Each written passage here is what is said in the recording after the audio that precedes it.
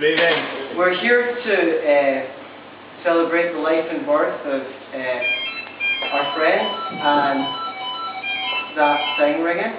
It's a solemn occasion. Yeah. Our friend and my wife, Mr. Townsley, whose birthday is today, in the usual style of ripping the piss out of him. So if I can say a bit about Mr. Townsley's history, he was born in the year of our Lord 1989. I say the year of our Lord because he worships a different Lord from most of us. You can substitute in alcohol, the devil, or himself because they're all true. So Finn's dad is an environmental activist who campaigns against global warming, so you can blame that dick for the summer we're having. And his mum, that's actually the end of that joke. But I should say that Misty Cat is a very apt name for a porn star. Oh, sorry, did you not know? Yeah. I co-starred. So, with such highly scrupulous parents, you might expect him to have turned out as the upstanding gentleman we see before us. But, you know, enough about me. It's his birthday, and I mean, Finn claims that his favourite hobby is clubbing a cute baby seal to death with an even cuter baby seal, and we don't even know if he's joking or not. That's the kind of man that this man is. Finn has a proud gypsy heritage, and he's not afraid to use it. In fact, he can often be found sewing. Gypsy. When he was young, he aspired to be a dictator, the likes of Mussolini or Hitler or Stalin, but then he realised he couldn't exactly persecute himself, so he settled for the next best thing. He became a stage manager. It's the same. And he's now known to refer to actors as talking props.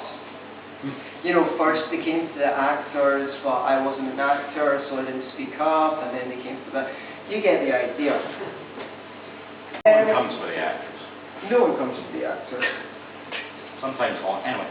You know you've got to watch Finn when your drink's around, because Finn thinks... Screw you, Stuart! I'm Randall. Oh, I'm Randall. Finn thinks the 3-second rule for alcohol applies to literally everything. I mean, he's that gypsy. He's so gypsy that he invented the term food sweeping. Food sweeping is when you go on a night out, you get this, you go to a carry-out, and you walk out with someone else's food.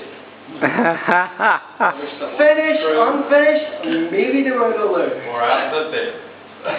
Or out the bin. Out of the bin. As Randolph kindly points out. It's not even partial to a piece of vomit. That actually happened. Then pulled the chariot out of the loo and ate it only to find out it was filled with puke. It took him a while, that joy. He finished it. A whole full meal. Only two-thirds of vomit. That's better. That's the funny thing about Finn though, because he doesn't so much drink as consume enough alcohol to justify his day-to-day conduct. He drinks enough alcohol to make what he generally does okay. Which brings me on to my next point. Finn gets drunk and forgets that alcohol is a thing. Finn gets drunk and forgets condoms are a thing. They're balloons. He remembers that. He's the only person I know who has had chlamydia 3 times. And the thing is, his stock response to when you bring him up on this is to say, chlamydia is the common cold of sexual illnesses. He always aspired to rise to the levels of his hero Byron, his favourite poet, and other historical figures like Mozart and Friedrich Nietzsche. So he emulated them by contracting syphilis. It only happened once. It's kind of hard to ruin your best friend for having had syphilis when all he can say in return is, I only had it once. Well, out there, prostitutes, the 1800s, man. The closest thing I got from a sexual encounter was the actual common cold, but then again, I did once contract head lice, and we Wikipedia'd this and discovered that head lice, I'll quote for you. Male head lice have larger forearms than their female counterparts. This specialized pair of legs is used for holding the female during copulation. Am I the only one who's noticed how much Finn has bulked up in the last year? That guy has been doing some exercise. I think he got some inspiration from somewhere. Are you suggesting I have rapey arms? He has rapey arms. Now, he just refers to this bulking up as puberty too, but those who are familiar with his mental age will think that he just forgot about it the first time around. Despite his charm and charisma and obvious acumen for the female sex, he's got two mortal weaknesses. One is, you can get him to do literally anything as long as you turn it into a competition. It's like, Finn, you're just going to have the balls to go into the girls' toilets and lift all the toilet seats up, you know.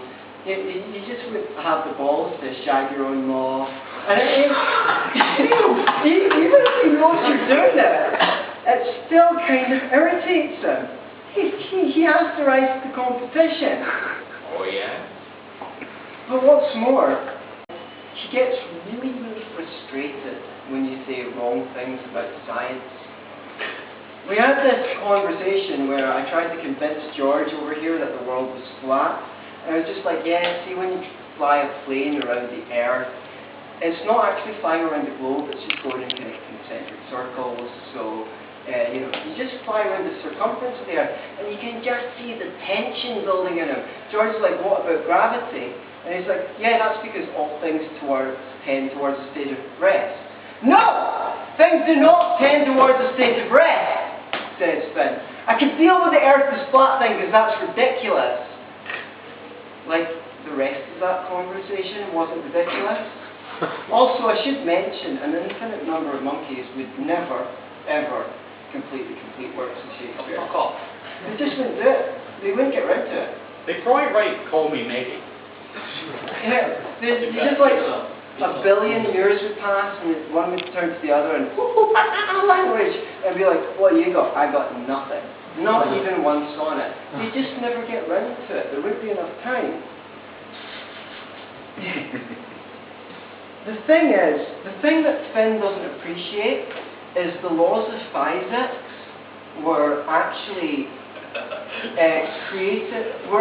come up with at the beginning of the universe when people were very primitive.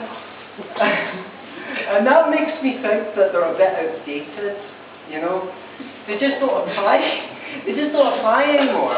And the thing is, they're not even really laws. I mean, who do you know has been arrested for falling upwards?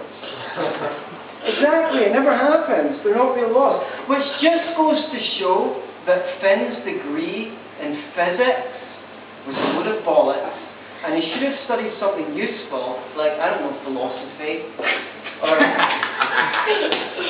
or comparative lit. Not that he finished his degree. Now I hear he studies at the Open Doors University, so-called because they'll let anyone in, and you can study from home, which is Finn's favourite place to be when he's not drinking. Yeah, maybe it's someone else's home. Have you ever thought about that? He does like drinking at other people's houses. He'll turn up and drink all your booze. In fact, he'll turn up to a house party at your house and drink all of someone else's booze. And they'll be like, technically true. But it's not for lack of intelligence or drive that this man can't keep normal hours. More or less, it's a lack of sobriety. At best. The thing is that Finn was just born ahead of his time. A dickhead of his time. That's why, if you want him to meet you on time, he has to arrange to meet with you 45 minutes before the time he actually is going to meet with you. Otherwise, he'll be 45 minutes late. I think it's got something to do with Townsley's law of special relativity. I've not actually managed to square that circle yet. Scientists have noted that they can't account for 80% of the mass in the universe. And they came up with some bullshit theory called alma mater or black matter or antimatter to account for this mass that they can't account for. But actually, according to empirical evidence, the missing 80% of the mass in the universe can be accurately accounted for by Townsley's ego. That is one fucking gravitational pull. It's a gravitational pull for fucking. It's mostly what he uses it for. It does actually work. That's the most irritating thing.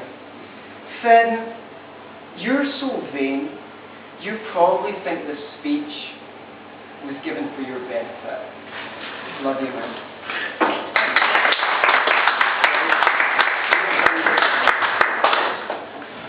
Now, most of us here know Finn as a friend, a colleague, as the co-founder of the Left-Handed Masturbator Society.